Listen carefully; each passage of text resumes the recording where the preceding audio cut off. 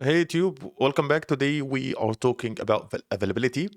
So, ever try to visit a site and it just down?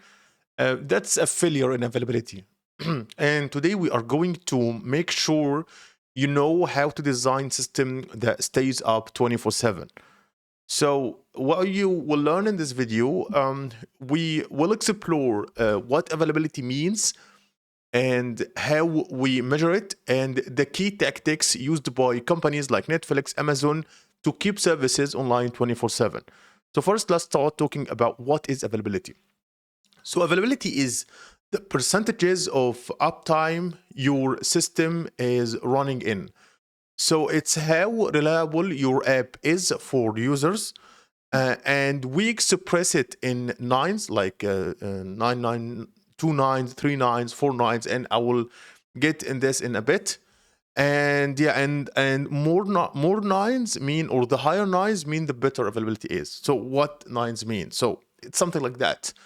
So if we have availability system that available 99% or two nines, that means it could be down 7.3 hours per month. If we have three nines, it could be down for 43 minutes per month. If we have four nines, it could be down for 4.3 minutes. If we have five nines, it could be for 26 seconds. I guess there are websites have even more than five nines, like there are six nines or eight nines, but I'm not that sure. So okay, right now we know what is availability, we know what is the tiers of availability, and we need to think about some strategies to improve availability. So the first thing, we have redundancy. So in redundancy, you need to always have a backup and add extra service to replicate your database, for example, or deploy multi-regions. So let's say, take an example. If we have a client here and we have one server, and this server, and we have here one database. So one database server.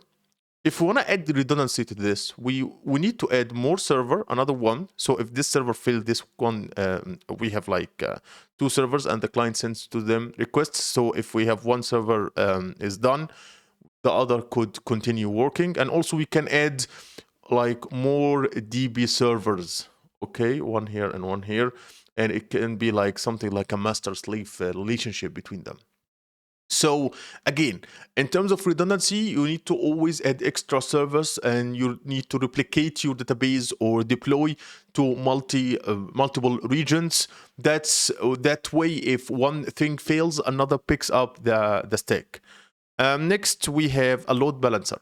So let's say that again, we have a client and we did add redundancy. So we have multiple servers. So we have S1, S2, and S3. Okay. And we have let's say we have our database for now. Okay. So we will add the load balancer. Let's say the client want to send the request. So the only send request to server 1, or the only send request to server 2 or server 3, or maybe server 1 has a huge capacity.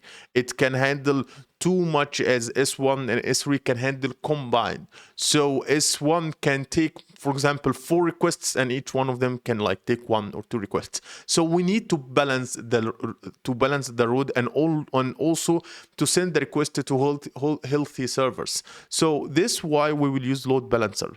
So the load balancer here will distribute all the incoming requests that are coming from the clients across the servers. So you spread incoming requests across many servers, and if one goes down, the traffic just flows around it to a healthier server. Next, we have data replication. So in the data replication, let's basically you copy your data to another server, another region, or even another cloud. So for example, you have a client here and we have a server. Let's say that we have only one server to make this example quite easy, and we have one DB server. Okay, so we have one DB1, we can add another one here. It will be DB2, and they will replicate the data. So DB1, let's say DB1 was our main server, so it has all the data. So it will replicate the data to our DB2. So if DB1 we lost it, or it's not available, or it's not, it's not accessible at all, DB2 can still serve our server. So by doing data replication, basically when you copy your data to another server, another another region, or even another cloud, you use synchronous. You use synchronous for strict consistency, or asynchronous for better performance. But this is not the point now. You make sure that your system is available 24/7, because your data is available all the time. So if DB1 has a problem, DB2 can still serve, no problem with that. Next, we have monitoring and alerts. So if we have a system, we have a client, we have a load balancer that distribute the requests across all the servers that we have. We have S1, we have S2, and we have our data, and they send the request to our database, which basically is, this one is a master, and we have two slaves here. So we have DB, not BD, DBS1. So, and we have here DB is 2, for example. So everything looks good, but we add monitoring. So basically, when we try add monitoring to this system, you constantly check your system's health. You might use like heartbeat pings to and health checks and alerting tools like PagerDuty to faster response. Here, when we're using alerting and monitoring, the smallest problem happens in our system, we can just tackle it and understand it and solve it as fast as possible. Okay. Next, we want to talk about real-world example of an e-commerce system. So let's say that, imagine that we have a Black Friday and one data center goes down, but your app stays live because first, the servers are deployed in multi-zones. Maybe seconds also, your requests, the requests are distributed via a load balancer across all servers. Third, the product data is cached and still available. Fourth, failover systems detect the issues and switch over automatically. Okay, next, I guess we need to talk about some best practices. So first, you need to design for failure. Like, assume every component will fail eventually. Number 2, use health checks. Automatically remove unhealthy components. Number 3, use multi-availability zone deployment to prevent regional outages. Number 4, use a chaos engineering, like intentionally break things to test resilience. Number 5, circuit breakers, like cut off failing services before they take others down.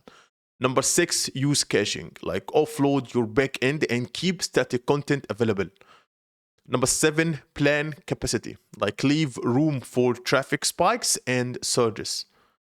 Okay, let's talk about some common interview traps and how to respond. So the interviewer will ask you this question, which is, how would you design for high availability? And you need to start with, first, I will distribute the services across multiple availability zones. Seconds, you could say, I will use a load balancer and redundant instances.